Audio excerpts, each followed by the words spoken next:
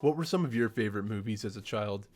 The answer to that question will vary greatly from generation to generation, but if you were born before 2000, there's a great possibility that one of those was The Wizard of Oz. It's a timeless classic that's been loved across generations for nearly 100 years, and understandably has achieved much acclaim among children for its concepts, sets, symbolisms, characters, and most importantly, music. But as time goes on, the mystique behind The Wizard of Oz drifts away, and kids grow up to forget about it. But what they don't know is that behind their favorite musical as a kid is one of the biggest tragedies in Hollywood history, a prime example of the danger of Hollywood in the world of materialistic glamour, and how it can ruin a person's life. On June 10, 1922, Frances Ethel Gum was born in Grand Rapids, Minnesota, the last child of three to Ethel and Frank Gum, two vaudeville performers. On a mere glance, it was very apparent that the Gum household was not a flawless display of the nuclear family, no, it was far from it. As I recall, my parents were separating and getting back together all the time. It was very hard for me to understand those things, and of course, I remember clearly the fear I had of those separations, Garland would later claim. The root of the problems within the household is definitively unknown, but it is believed that the tumult began with the fact that Frances's father allegedly slept around with other men, which was a point of great contention not only within their home, but in their community. The actions and rumors of Frank's affairs ran so rampant that when Frances was 4, the Gum family moved to California to clean their slate, and inevitably boosting their career in entertainment. Frances and her sisters, Mary and Dorothy, made a name for themselves very soon after moving, taking part in a school of dance whose owner overlooked the Menglin Kiddies, a group of children up to the age of 16 who traveled around acting, singing, and dancing. The three siblings distinguished themselves in class and scored several performances with the troupe, and later solo performances. That would make them known locally as the Gum Sisters. After a short time performing with the troupe, the Gum Sisters made a big break in their first short film, The Big Review, and subsequently made it into many other dancing segments in movies. They quickly attained fame and renown, creating a success streak that boosted the Gum family's quality of life greatly, and this continued for a short period of time. All seemed well. But the fear of losing everything her children had gained for her started to get to Ethel, so she made the decision to start slipping the star of the group, Frances, weight loss pills to keep her looking pretty for the cameras. She was only 10 years old.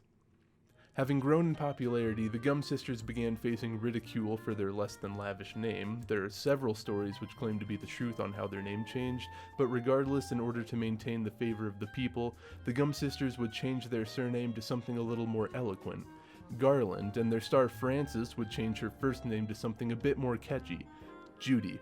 The Garland sisters would go on to perform in several films and live productions up until their last appearance as a group in 1935's La Fiesta de Santa Barbara, breaking up soon after when Mary moved to Nevada to marry a musician named Lee Kahn. The other two Garland sisters went on to perform in live shows, eventually coming to a plateau until, by chance, one of their performances had a significant audience member. Burton Lane had watched their performance and took immediate notice of Judy's talent of drawing all the attention of the audience. After the performance, Lane confronted Judy and her father, proposing an audition at Metro-Goldwyn-Mayer Studios, MGM. A short time later that night, all three of them were in a car on the way to MGM's office for an informal audition with Louis B. Mayer, the co-founder of MGM, where Judy sang a few songs in her impromptu audition. She was signed for a contract on the spot.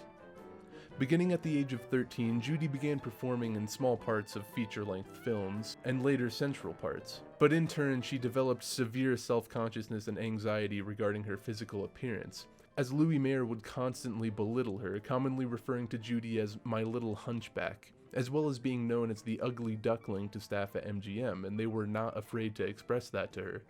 But as she grew, Judy would grow into her looks, and by the age of 16 was known as a beauty, a pretty girl showrunners would call her. But the emotional damage would linger, and it wasn't made any better by the fact that in 1935, her father died of spinal meningitis, which left Judy ravaged.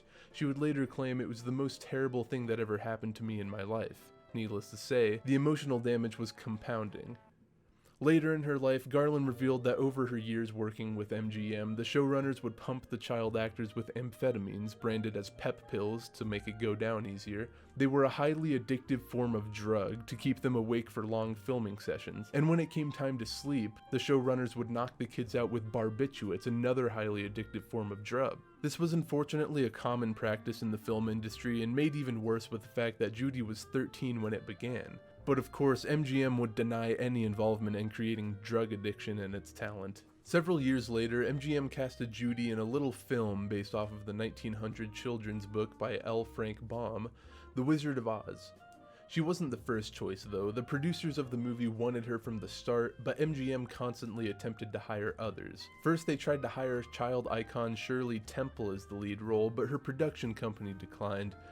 They then reached out to Deanna Durbin, a Canadian child singer, who said she was unavailable, so MGM turned to their third and final choice, Judy Garland, who was fully aware she wasn't desired, and immediately took the role. Though it would boost her career considerably, it would also inflict significant damage not only on Judy, but all of the cast. From October 1938 to March 1939, The Wizard of Oz was shot, and in this time the cast was placed under horrific conditions, both on set and off. When exposed to aluminum dust for short periods of time, malfunction in the lungs can occur, as well as failure of the nervous system. The Tin Man's makeup had copious amounts of aluminum dust, and he wore it every day for 6 months. The first choice for the Tin Man had to drop out of the role due to lung problems related to the aluminum dust. Technicolor lights, the standard for color movies in the early 20th century, were known to produce extreme amounts of heat, commonly making the set exceed 100 degrees Fahrenheit. The Cowardly Lion's outfit was made of real lion pelt, which are roughly 2 inches thick. Pair that with extremely stuffy sets and long filming sessions, and it can turn deadly. The Scarecrow's prosthetic makeup, though very well done, could not be removed, and stayed on his face for approximately 1 year after filming. These are just a few examples, but though the conditions the cast were held subject to were far from ideal and even lethal in some cases, none of them compared to the tumult experienced by Judy. To start, the showrunners had all of the cast on an up-or-downer drug cycle with barbiturates and amphetamines, to have long filming sessions and short yet dense sleep. Judy was already heavily addicted to both by the age of 17. This was taken to the extreme on set, revealed by Judy later, who claimed after 4 hours they'd wake us up and give us the pep pills again so we could work 72 hours in a row. Half of the time we were hanging from the ceiling, but it was a way of life for us. Those weren't the only drugs Judy had been on though, as she had been taking weight loss pills since the age of 10. But that wasn't quite enough for MGM. During filming, she was kept on a strict diet of chicken broth, black coffee, and up to 4 packs of cigarettes a day for the entirety of the 6-month filming process. But they wanted more than just being slimmer. Because she was 17, Judy was beginning to show a more feminine physique. But the crew wanted her to look more girlish rather than womanly to fit the character of a young country girl. So they strapped her in a tight corset and taped down her breasts, knowing full well it would restrict her breathing in the 100+ degree Technicolor lights. It doesn't end there though. From day one, Judy was incessantly molested by many of the men on set, with the most documented case of sexual abuse being the Munchkins. But of course, The Wizard of Oz was a smash hit, so naturally she was compensated in excess for the film. It's actually the complete opposite of that. Not only was the film a box office flop when it initially released, but Judy was the lowest paid actor in the main cast, the only lower paid actor being Toto the dog. For every week of debilitating abuse Judy went through, she was given $500, which translates roughly to $1,000 counting inflation. Compare that to the actors of the Tin Man and Scarecrow, who got paid $3,000 a week, about $60,000 counting inflation. It was around this point that Judy had understandably begun to cope with all of the trauma in a less than healthy way. She came out of the filming of The Wizard of Oz with a severe addiction to amphetamines, barbiturates, verging on alcohol, trauma from unremitting molestation, crippling anxiety about her self-image, and all the like, all due to MGM, who would of course later deny all responsibility for Judy's turmoil. Without a doubt, that would go on to lead to Judy's downfall, as her sole coping mechanism was substance abuse, which would only be dilated over the next several years while doing several films with MGM, all of which Judy rarely showed up to on time and would sometimes not show up at all due to severe nervous breakdowns. This understandable misconduct would end with MGM's film The Pirate in 1947, which was the year Judy displayed the effects of a lifetime of abuse and mistreatment. She would now have her nervous breakdowns on set and regularly harm herself, which led to MGM sending her to a mental asylum. It should be noted that the treatment of patients at mental hospitals at the time was appalling and certainly did more harm than good to Judy's psyche. Patients were often taken to asylums involuntarily, and Judy was no exception, especially because of the fact that she was a woman. And as recently as the early 20th century, it was common to put women in one of these wards for simple disobedience. In these asylums, abuse was the norm. The staff would go on power trips, abusing patients physically, sexually, and emotionally, regularly stripping them down for fun, branding them, or locking them in a pillory-like wooden box where they would be steamed down as a form of treatment. Judy spent 2 weeks in one of these institutions before she was eventually released, only to go right back to filming The Pirate in the same conditions she was subject to prior. In 1950, following Judy's second suicide attempt and second marriage, she was dropped from MGM from, ironically, the same mental turmoil they had rooted in her years before. After having her child, Liza Minnelli, Judy's career would take a downward spiral both personally and professionally, in which she got a divorce in 1951 and remarried in 1952. Though roughly around 1953, Judy would again start performing live and slightly revitalize her career. Most of the shows consisted of Judy singing, dancing, and acting through roles she had performed in previous films. One of these performances is unknown to many, even to this day. It was part of a comedy and singing special on Ford Star Jubilee. Judy, clad in man's clothing with a pasted-on beard and wig, she would perform Somewhere Over the Rainbow for the audience. But it wasn't hopeful or full of wonder. This performance was mournful, as if Judy reflected on her life, wondering where it went wrong. It's on her face clear as day. Somewhere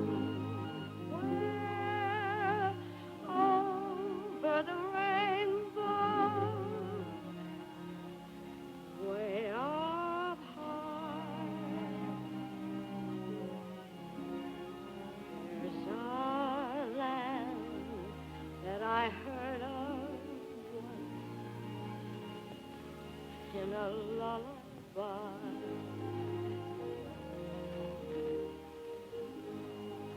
Somewhere over the rainbow, skies are blue,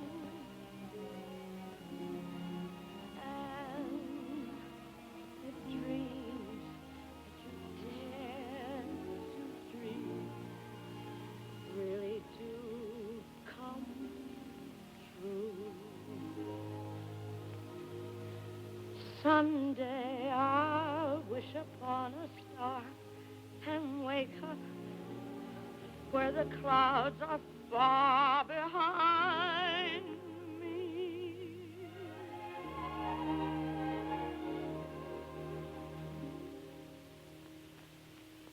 Where troubles melt like lemon drops away above the chimney tops. That's where you'll find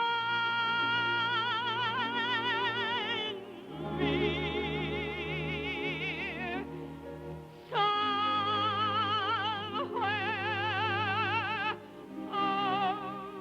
over the rainbow, bluebirds fly